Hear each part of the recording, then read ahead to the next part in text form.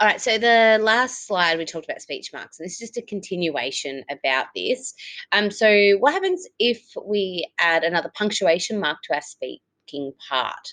So they need to be inside the quotation marks, okay? So for example, what quotation mark? Why didn't you come to the WebEx meeting this morning? Question mark and then quotation marks, asked Miss Gibson.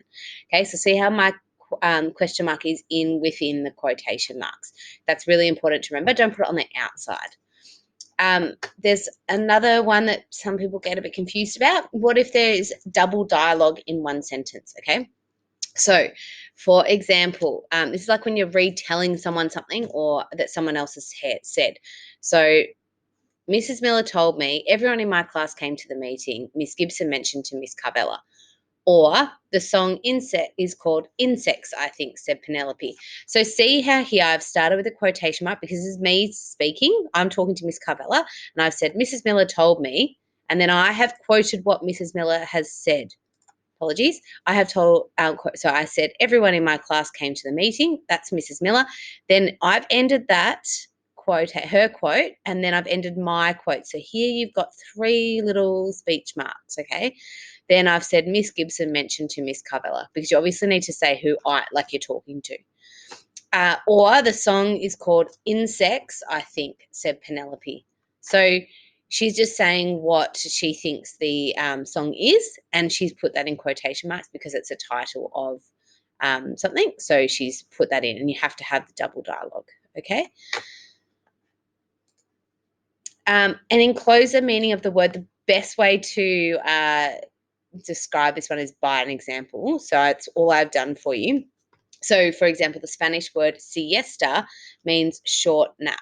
Okay, so if you might say the word travel means, and then you write in quotation marks what it means.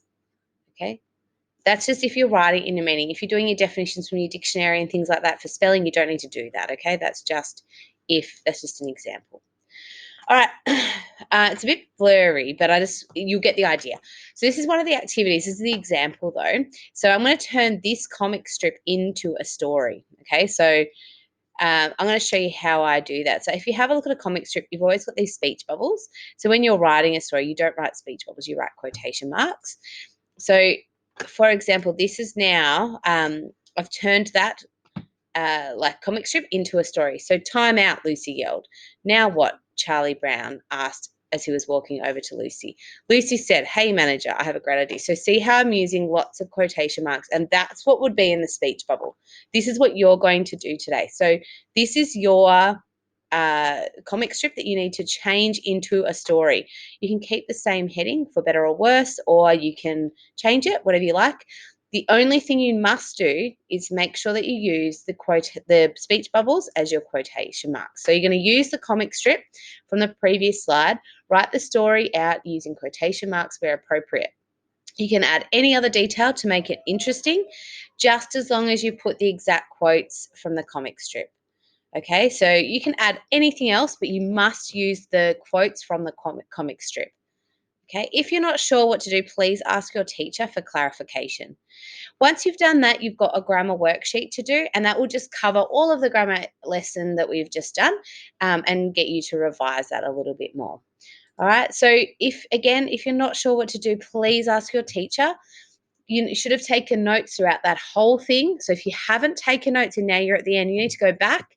You've got 5 points headings that you should have written out, and then all of the notes to follow those. And then you can do the activity. So just to clarify one more time, the activity, this is the comic strip you're using, and you need to turn that into a story, but you must use the speech bubbles as your quotes, and you can add any other detail that you like to make it an interesting story. All right, thanks everybody, and I'll see you next week for another lesson on grammar.